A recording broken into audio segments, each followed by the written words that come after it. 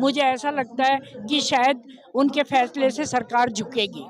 पूरी देश के अंदर 10 लाख छात्राएं मेल और पोस्ट कार्ड मिला के वो सरकार को पास ये बात कह रहे हैं, ये मांग कर रहे हैं, ये डिमांड, बेटी बचाओ बीजेपी की एमएलओ से, बेटी बचाओ बीजेपी की एमपीओ से, बेटी बचाओ बीजेपी की नेता से। बेटी भूषण का नाम ब्रिजभूषण ना हो के कुछ दूसरा मजहब का होता, कुछ दूसरा जात होता, तब उनका घर तोड़ा जाता। होगा वो होगा बीजेपी का सरकार। 2024 साल में जब चुनाव होगा तब ये बैन का सरकार, डिमोनेटाइजेशन का सरकार, नोटबंदी का सरकार, अत्याचार का सरकार बंद होगा।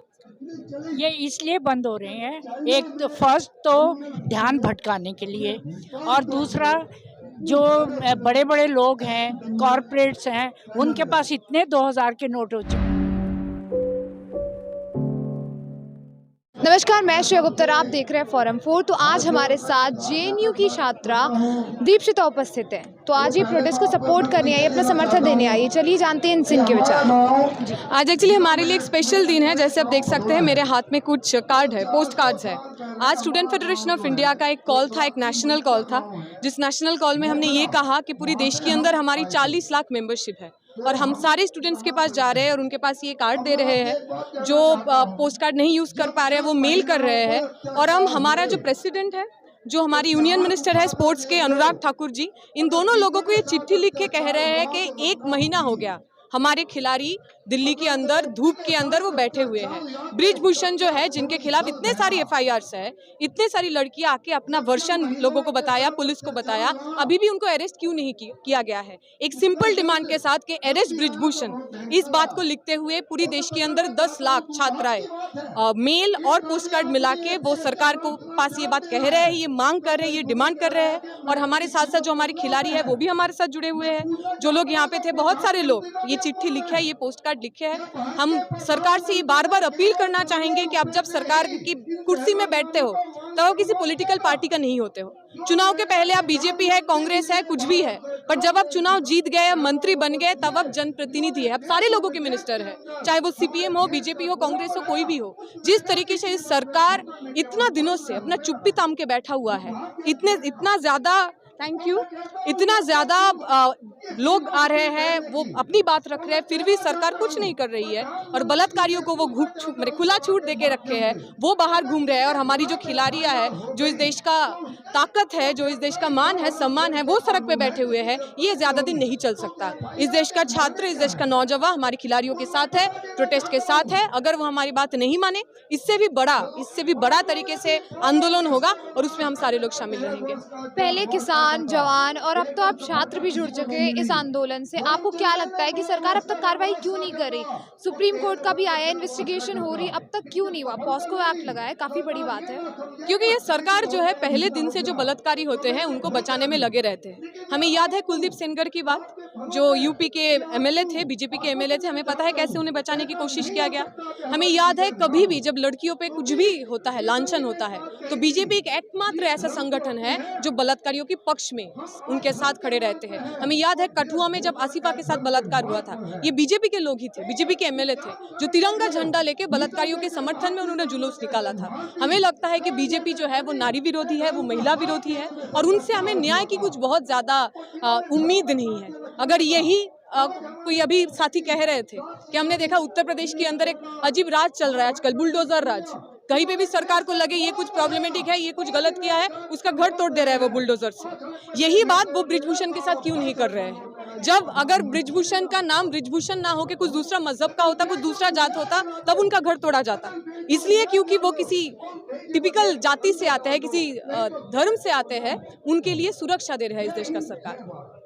हालांकि अभी भारतीय पहली महिला पहलवान ने स्टेटमेंट दिया था कि ये कोई मतलब सेक्सुअल हैरेसमेंट नहीं हो सकता है, उनकी मर्जी से किया गया होगा। इस पर आप क्या कहना चाहेंगी? जब मुझे लगता है ये बहुत शर्मनाक बात है। एक महिला होने के नाते अगर कोई ये बात, ऐसा बेहुदा बात कह सकता है, इससे ज्यादा शर्मनाक बात और कुछ हो नहीं सकता। एक लड़की के लिए, एक पुरुष के लिए, किसी के भी लिए उनका सम्मान बहुत इंपॉर्टेंट होता है, बहुत महत्वपूर्ण होता है। जो लड़की यहाँ पे बैठी हुई है, जो नाम उन्होंने कमाया है, बहुत मेहनत से वो कमाया है, वो ऐसे किसी पे लांछन लगाने के लिए बात कहेंगे नहीं।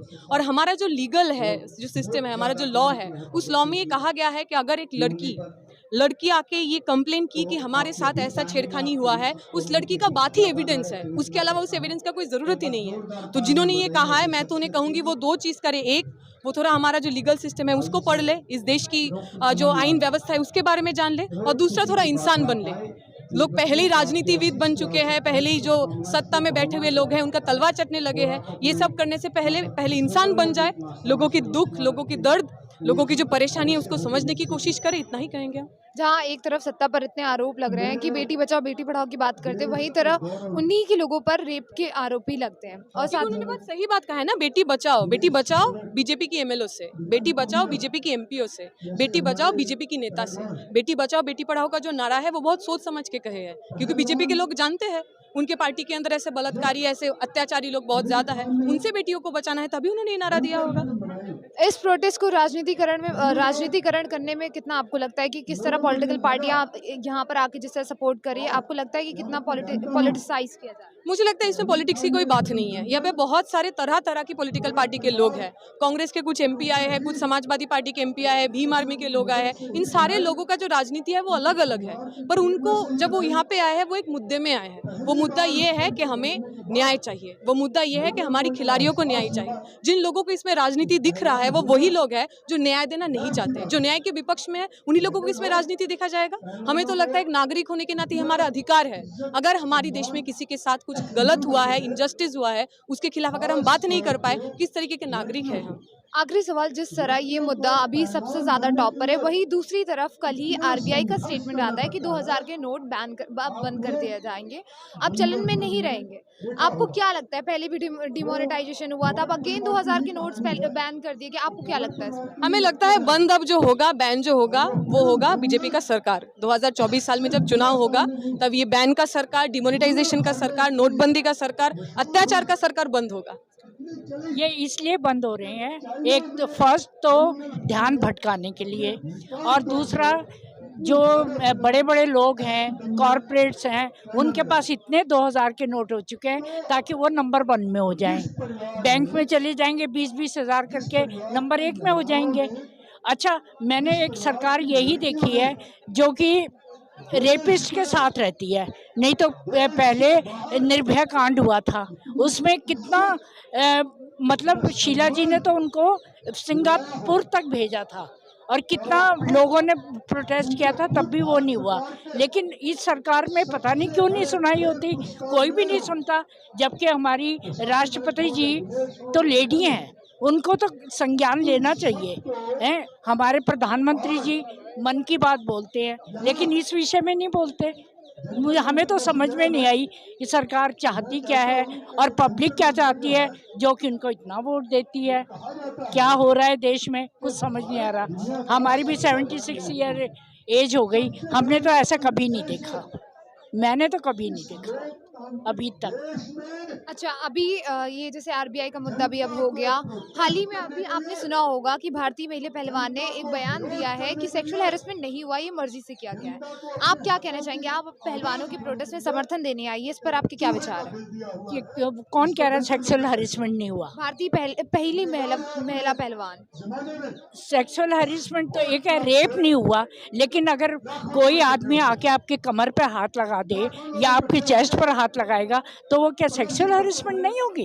ये कैसे नहीं? अब मी टू में कितने लोग चले गए हैं, तो और ये तो खुल्लम खुल्ला वो खुद भी बोल रहा है, जो शरण सिंह है वो तो खुद ही बोल रहे हैं कि भाई मैंने ऐसे उनको हाथ लगाया तो वो मतलब शर्मा गई, ये कर गई, तो फिर कुछ ना कुछ तो हुआ है ना, कुछ ना कुछ होने की। अच्छा, फिर दूसरी बात है, तुम जेल में डालो, वहाँ पर सारी वो करो। पॉस्को में जब गया है, नाम लिखा गया है, तो एक साधारण आदमी कोई होता तो उसको तो एकदम पकड़ लेते। वो भी तो देश का नागरिक है, ये भी देश का नागरिक है, चाहे कोई बड़ा है। हमारे प्रधानमंत्री भी देश के नागरिक है, उतनी ही मैं देश की नागरिक हूँ। जो मेरे साथ हो, अगर गलती करने पे होता है तो वो उनके साथ भी होना चाहिए। अच्छा, कल पंचायत की बैठक है, तब आपको क्या लगता है कि क्या आएगा निर्देश? पंचायत की बैठक में तो यही आएगा कि हम बेटियों के साथ हैं और जो भी वो फैसला लेंगे, इतने समझदार लोग हैं वो, इतने बड़े बड़े गाँवों को चलाते हैं, अपनी खापों को चलाते हैं, तो कुछ अच्छा फैसला लेंगे। मुझे ऐसा लगता है कि शायद उनके फैसले से सरकार झुकेगी। पक्का झुकेगी। चलिए धन्यवाद। मैम आपका नाम? शशि चौधरी, मैं हरियाणा से। खबरों में बने रहने के लिए फोरम 4 को सब्सक्राइब करें और नोटिफिकेशन पाने के लिए बेल आइकन दबाएं।